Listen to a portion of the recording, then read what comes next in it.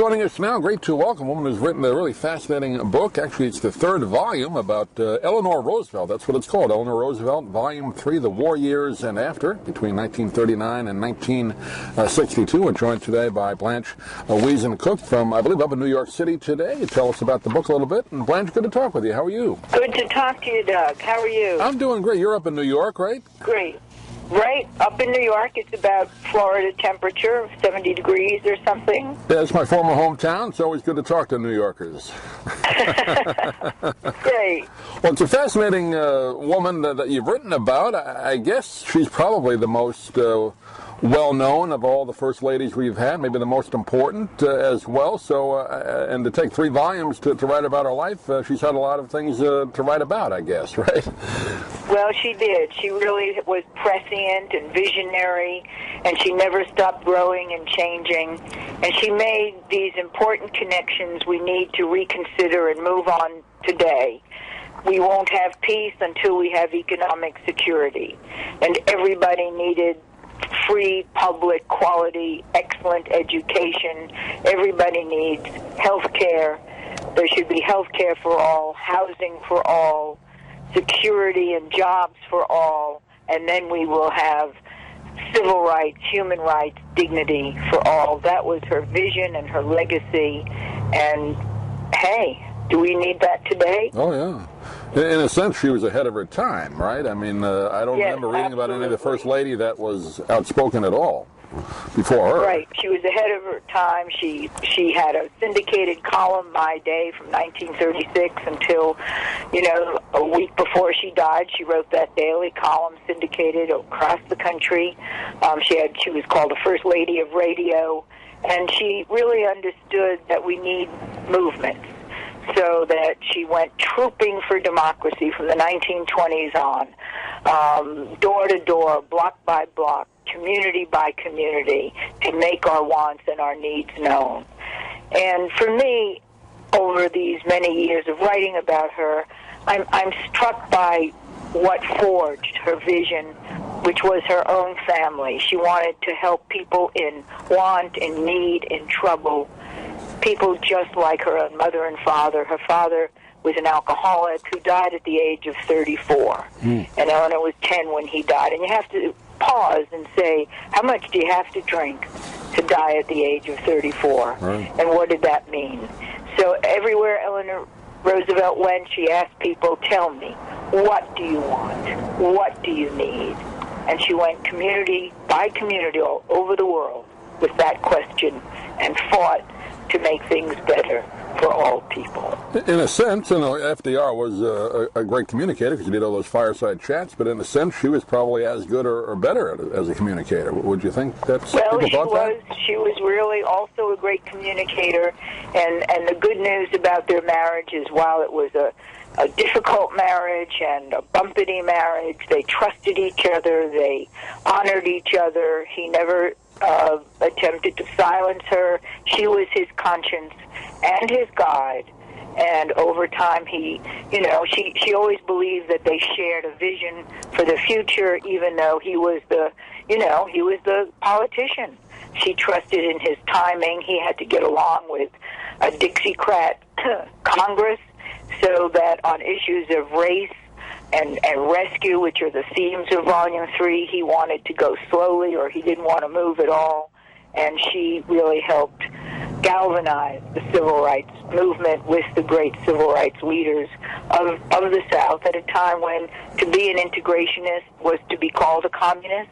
Right. J. Edgar Hoover hated her. Her FBI file is filled with everything she said against lynching, against segregation, for civil rights. He called her that old cow, is at it again with her communist friends. It's really an interesting story for this moment when we're looking at backlash and, a plunge into the abyss of our politics. I was going to say, as admired as she was by most Americans, I would think, the majority anyway, she did have a lot of detractors too, didn't she? Yes. She had to fight through that. Yes, like John Edgar Hoover, people who called her a communist. And Eleanor Roosevelt always told her friends, men hate women with power. And she was very aware of that.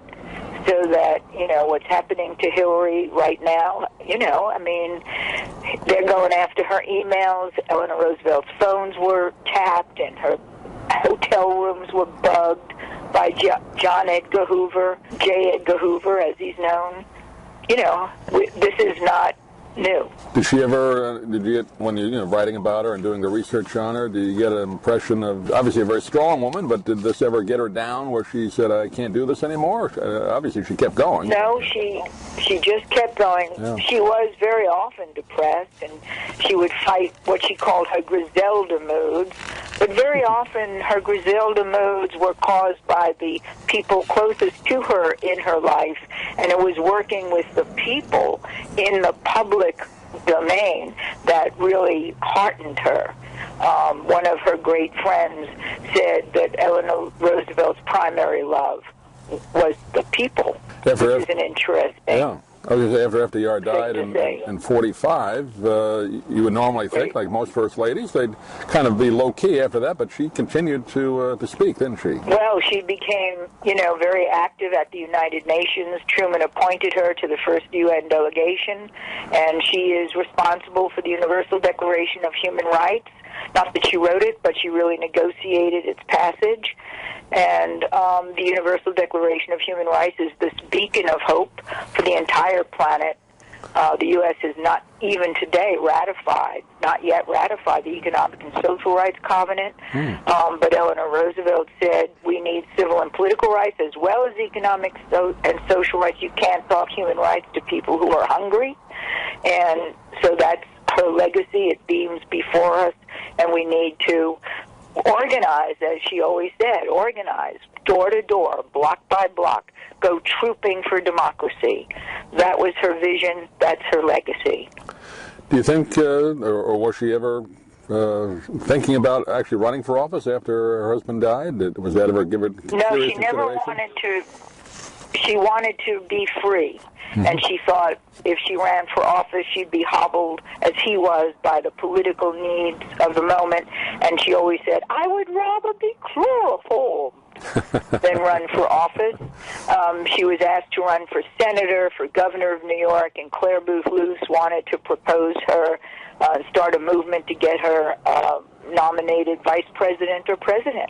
And that's a fascinating part of the story, but Eleanor Roosevelt would never run for office because she said she wanted to be free, to speak her mind at the UN and at home and in her columns. Yeah, I guess in a sense it would have diminished her platform a bit if she were just a senator. As a former first lady, she had a bigger platform, right? I mean, to be honest, right? She had that platform, and that's kind of a shame. I know she did some television, because I've seen some clips in the past that are available on YouTube where she made some TV appearances, but it's too bad she died before really TV kind of took off. I think she would have enjoyed doing that, don't you think? She would have enjoyed doing that. She was First Lady of Radio. She had her own radio program. She was, and she spoke all over the country. And then she spoke eventually all over the world. So she really was a great voice for civil rights and human rights. Encouraged students to go south for freedom in 1961, the year before she died. When the Civil Rights Movement and the sit-ins were starting, and SNCC, the Student Nonviolent Coordinating Committee, she was actually supportive of those student movements for civil rights, even the year of her death. Fascinating woman, and again, this volume really goes into some great details, some stories I'm sure most people have not heard before. Again, Eleanor Roosevelt, Volume 3, The War Years and After, 1939 to 1962. And Blanche, give out a website. People get more information about you or the book, if you have a website. Well, the Viking Penguin has a website, and there will be a website, a Facebook website eventually going up, but it's not up yet. Great. I know you're doing a book tour around the country, so thank you for taking the time to talk with us. Again, pleasure reading the book and talking to you, and hopefully we can do it again. Thank you so much. I look forward to it, Doug. I'm Stan Brock. 30 years ago, I formed Remote Area Medical to help people overseas. But then we found generations of families in America isolated by poverty from the health care they need. Together, we can take dental, vision, and medical help to 1 million adults and their kids, right here at home in the United States of America. If you'd like to order the book we're talking about, please go to DougMilesMedia.com and enter the author's name in the Amazon search box. Thank you for listening. Please come back soon for more conversations here at DougMilesMedia.com. This has been a presentation of Doug Miles Media, all rights reserved. You can listen to or download previous programs at iTunes, Stitcher.com, or Doug Miles Media.